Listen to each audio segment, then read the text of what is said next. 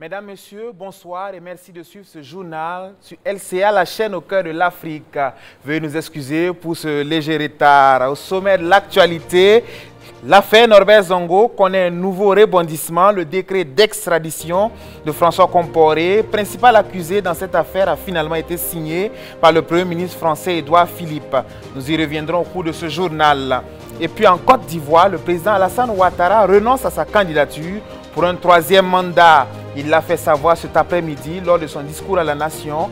Les détails dans un instant. Enfin, le ministère de la Communication sort de son silence 2 jours après sa décision d'affecter les agents des médias publics en situation irrégulière.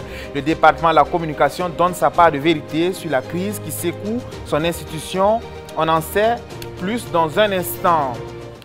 Voici pour les titres de ce 20h. Merci de nous suivre. L'information est tombée cet après-midi. Le décret d'extradition de François Compaoré, le frère de l'ex-président du Faso, Blaise Compaoré, a été signé par le Premier ministre français Édouard Philippe, selon une note du ministère burkinabé de la Justice. Toutefois, ce décret est susceptible d'un recours devant le Conseil d'État français. François Compaoré est accusé d'être impliqué dans l'assassinat du journaliste d'investigation burkinabé Norbert Zongo et de 3 de ses compagnons. Et puis cette information avant de poursuivre, 2 individus armés ont attaqué ce matin un poste de contrôle de police situé sur l'axe Gorom-Tasmakat. Ces derniers ont ouvert le feu sur les policiers mais ont finalement été neutralisés par les éléments de la police. Ouverture ce matin à Kosiam du traditionnel séminaire gouvernemental sur les réformes de l'administration publique. Les travaux ont porté essentiellement sur l'allègement des procédures de composition des concours professionnels, avec en toile de fond l'apport d'innovation technologique à même de faciliter les procédures. La question des traitements de carrière était aussi à l'ordre du jour. On suit tout cela avec Achille Ouedraogo et Ahmed Nanema. Une double réforme pour alléger les difficultés que rencontrent les agents publics au niveau des concours professionnels et mettre en œuvre une nouvelle approche pour le traitement des actes de carrière, c'est ce à quoi s'attelle le gouvernement en cette séance de travail ici au palais de Kosiam avec les techniciens attitrés. Donc il y a un volet essentiel qui concerne les concours professionnels parce que vous savez que les concours professionnels à la fin, pour ceux qui sont admis, ça entraîne des incidences sur leur famille parce qu'il faut trouver des écoles, il faut se déplacer. Donc dans une première phase de notre expérimentation, pour les concours professionnels, les gens seront amenés à composer en ligne et in situ, ils auront en même temps les résultats de leur composition. Donc ça va se faire progressivement avec les ministères qui n'ont pas les grands effectifs et puis en espérant que dans les années à venir, le dispositif pourra permettre aux concours qui mobilisent par exemple 2000, 3000 candidats de pouvoir rentrer dans ce processus. Ces innovations relatives au concours passent également par la synchronisation des inscriptions en ligne et du traitement des dossiers. Nous envisageons en tout cas de faire une synchronisation entre la phase d'inscription en ligne, le traitement des dossiers par l'agence de recrutement de l'État et le traitement des dossiers par les écoles professionnelles, puisque nous voyons qu'il faut que les administrations fassent plusieurs circuits. Alors qu'en créant un compte unique, le candidat a un dossier, s'il est admis, c'est sur ce compte unique-là, qui sera électronique, que l'agence générale de recrutement de l'État pourra travailler, que l'école professionnelle pourra travailler, et puis que notre administration par la suite prendra le relais. Afin de réduire le calvaire des travailleurs de la fonction publique dans les différentes procédures administratives de reclassement et d'avancement pour les uns et la mise à disposition des dossiers des retraités pour l'acquisition des pensions pour les autres, le ministère de la fonction publique envisage créer un cadre unique de traitement des dossiers. Pour les nouvelles personnes qui sont recrutés, il faut traiter les actes de carrière, les mandater avant qu'ils aillent prendre service. Donc pour tout ce processus, on a décidé non seulement d'alléger, en supprimant un certain nombre de procédures que nous ne jugeons pas pertinentes, en ne demandant pas un certain nombre d'actes que nous ne jugeons pas forcément pertinents, et puis en décidant de traiter dans un cadre unique, sous forme de guichet unique, que les administrations qui sont concernées par les actes puissent traiter ces actes-là rapidement.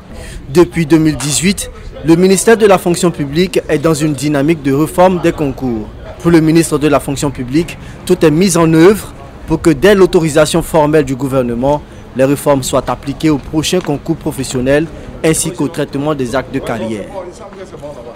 Le président ivoirien Alassane Ouattara, qui entretenait depuis des mois déjà le mystère autour de son éventuelle candidature à un troisième mandat, a finalement annoncé cet après-midi à Yamoussoukro qu'il ne se présenterait pas à l'élection présidentielle d'octobre 2020. Une annonce faite au terme de son discours fait à la nation ivoirienne, discours qui a suscité un tonnerre d'applaudissements de la part des élus, mais aussi de la centaine d'invités présents au Congrès. Suivez plutôt. Comme vous le savez, tout au long de ma carrière et durant les 2 mandats que vous m'avez confiés à la tête de notre beau pays, j'ai toujours accordé une importance toute particulière au respect de mes engagements. Dans le même esprit, j'avais à plusieurs occasions indiqué au moment de l'adoption de la Constitution de la Troisième République en 2016 que je ne souhaitais pas me représenter à un nouveau mandat présidentiel. En conséquence,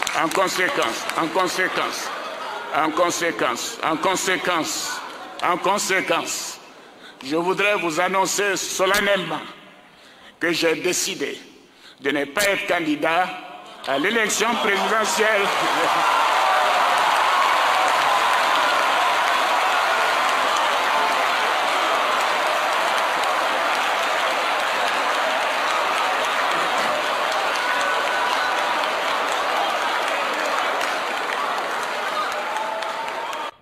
Voilà une annonce qui n'a pas laissé indifférente la classe politique ivoirienne qui a accueilli cette annonce avec joie et salué la décision du chef d'État ivoirien de ne pas se représenter au scrutin d'octobre 2020. On écoute l'un d'entre eux, le leader du Front populaire ivoirien, Pascal Affi-N'Guessan. Cela fait plusieurs moments que le président Ouattara a annoncé sa volonté de passer le flambeau à une nouvelle génération. Il y a ceux qui y croyaient et ceux qui en doutaient. Mais je crois qu'il vient de confirmer qu'il respecte ses engagements, donc il ne sera pas candidat. C'est une grande décision, c'est un acte fort qu'il faut saluer. Alors, quelle perspective pour vous? Oh, je crois que le jeu est ouvert. Beaucoup de nos compatriotes pensaient que la réforme va viser à trafiquer les conditions électorales, le mode de scrutin, à éliminer certains candidats. Rien de tout cela ne s'est produit. Et je crois que le président Ouattara veut créer les conditions d'une compétition transparente. Et donc, nous ne pouvons que saluer ce geste, cet acte fort qu'il vient de poser ce jour, je crois, un peu pour conclure les 2 mandats qu'il a eus. Merci. Le président guinéen Alpha Condé, quant à lui, persiste ici dans sa volonté de briguer un 3e mandat. Hier encore, il a interdit toute manifestation politique dans son pays. Une interdiction qui ne compte pas arrêter l'opposition, qui entend maintenir la pression après plus de 4 mois de contestation qui ont coûté la vie à au moins 30 civils et un gendarme. Le Front national pour la défense de la Constitution a appelé à braver l'interdiction en prenant part à des marches séparées dans les communes de Conakry et dans une vingtaine de villes. Vendredi dernier, le président Alpha Condé avait annoncé un léger report du double scrutin après de vives critiques sur le fichier électoral, estimant toutefois qu'il ne devait pas être de plus de 2 semaines. Il a par ailleurs fait appel à une mission d'experts électoraux de la Communauté économique des États d'Afrique de l'Ouest, la CEDEAO, pour aider à établir un fichier électoral fiable et créer les conditions d'un scrutin crédible, libre et transparent. Devoir de réponse du ministère en charge de la communication face à la crise qui secoue actuellement son département. Il s'agit de l'affaire des affectations d'agents des médias publics en situation irrégulière qui ne cesse de s'enliser. Pour le ministère de la Communication, cette décision vise à mettre de l'ordre dans la situation administrative de ces agents au regard des nombreuses difficultés rencontrées dans la gestion de la fin de carrière de certains d'entre eux. On fait le point avec Salif Kaboré et Constantin Sieda. C'est pour éclairer l'opinion publique sur les zones d'ombre créées suite à la décision d'affectation de certains travailleurs des médias publics burkinabés que le ministère de la Communication et des Relations avec le Parlement a rencontré les journalistes ce jeudi. Animée principalement par la secrétaire générale du dit ministère, entourée de la DRH et des directeurs généraux des médias publics, elle a relevé que c'est depuis 2019 que le département a entamé le processus dans le seul but de mettre de l'ordre dans la situation administrative des agents concernés au regard des difficultés constatées dans la gestion de fin de carrière de certains d'entre eux. Une opération casier vide a été donc initiée. Dans le cadre de ce processus, des réunions de cabinet se sont tenues courant octobre, novembre, décembre. Le ministre de la Communication et des Relations avec le Parlement a demandé au président du conseil d'administration des EPE, de Sidoaya et de la RTB et des différents directeurs généraux de lui faire le point de la situation du personnel au sein de la RTB donc, et des éditions Sidoaya.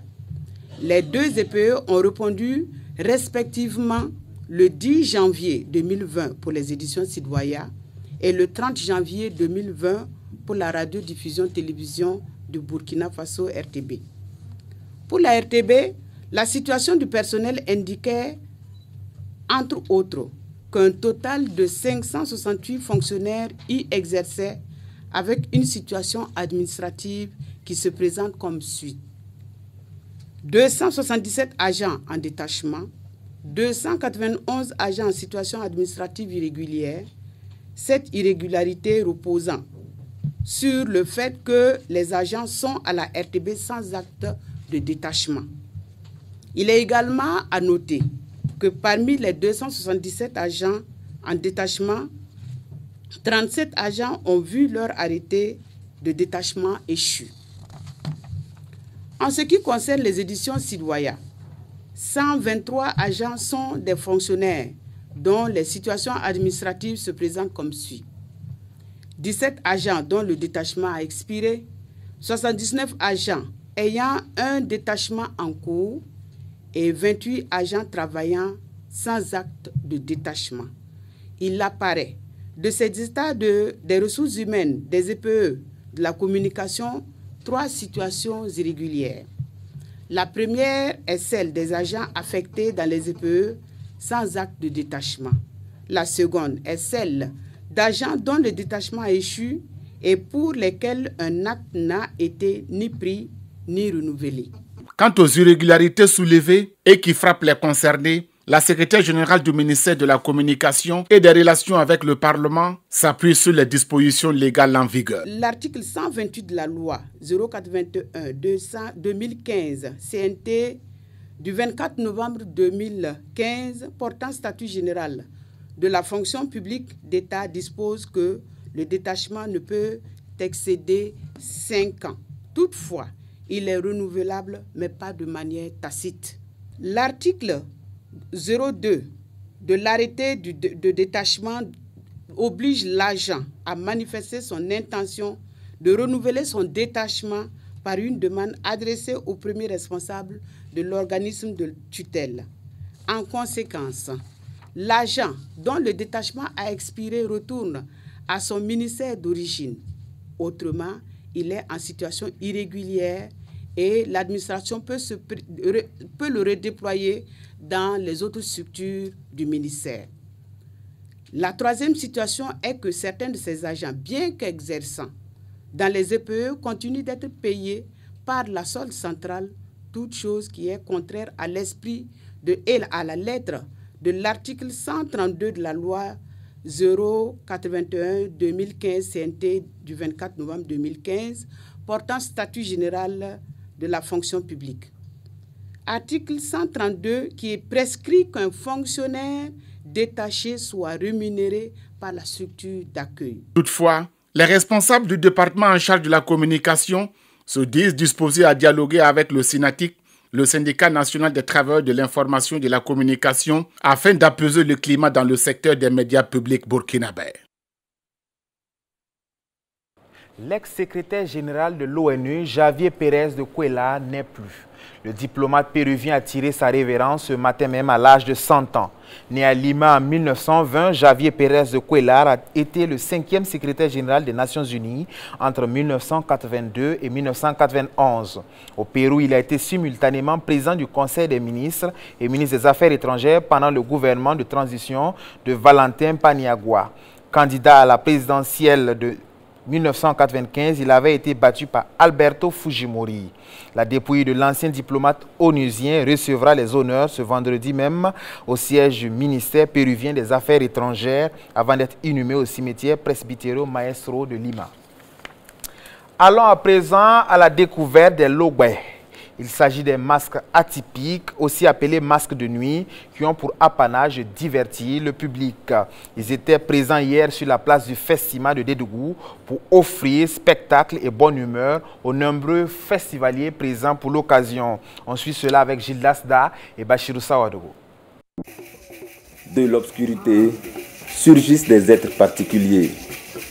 Les masques de nuit appelés Logbe.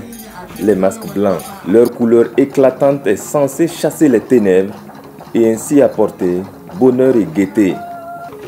Grand spécialiste de figures acrobatiques,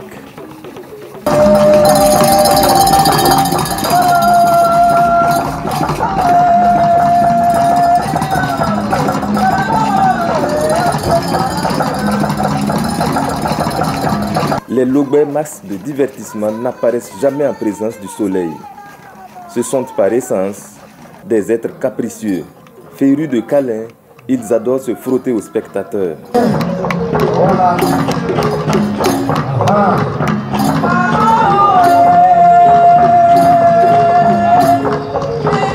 Celui-ci, c'est le bon génie, mais il doit être tenu à l'aise pour éviter qu'il n'utilise son fouet contre le public. Marque de fabrique de ces sociétés, la bonne ambiance. Avec leur rythme endiablé et leur pas de danse de forcené, les Logbe de Sara et Bomboropi apportent de la chaleur dans les nuits lors des grandes cérémonies. Avant eux, le Sénégal était encore présent avec le gardien de nuit et la vache fantôme.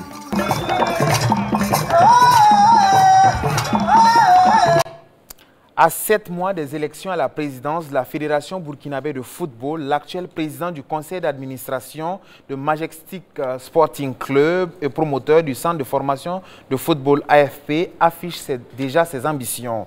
Il a annoncé sa candidature ce jeudi même à l'occasion d'une déclaration qu'il a faite devant les hommes de médias. Amado Traoré, puisque c'est de lui qu'il s'agit, bénéficie du soutien de certains dirigeants de club burkinabé. Franck Aristide Jefa pour les détails. L'unité de l'ensemble des acteurs du football burkinabé est pour lui un préalable. En annonçant donc sa candidature ce jour du 5 mars 2020, il veut donner un souffle nouveau au football burkinabé selon lui. Nous pouvons créer et innover enfin afin de redonner des forces à notre football, de apporter la sérénité et réaliser l'unité de ces acteurs par la promotion d'une culture du destin en commun. C'est convaincu de cela que j'ai décidé de proposer ma candidature à l'élection du président de la Fédération burkinabé de football. Oui, plus qu'un souhait, je voudrais affirmer ici et maintenant mon engagement pour un changement véritable en faveur de notre football et de ses acteurs. Pour l'ancien président du Rail Club du Kadiogo, le football burkinabé a besoin d'une équipe expérimentée. Seul un esprit consensuel et un travail d'équipe véritable nous permettront de porter le football vers des lendemains meilleurs. Le football burkinabé a besoin d'une équipe fédérale avisée, ayant une mission définie, une vision claire et des objectifs ambitieux et réalisables pour aborder un changement de cap à la fois organisationnel et relationnel. Il faut absolument une réorientation de notre stratégie de promotion du sport au Burkina, dès aujourd'hui et pour l'avenir. Le désormais candidat à la présidence de la Fédération burkinabé de football se dit confiant au regard du soutien dont il bénéficie, a-t-il poursuivi. Voilà qui met fin à ce journal. Merci de l'avoir suivi. Judith Timadi vous donne rendez-vous demain pour un autre bulletin d'information. Pour ma part, je vous dis à très bientôt. D'ici là, portez-vous bien. Bonne suite de programme sur LCA, la chaîne au cœur de l'Afrique.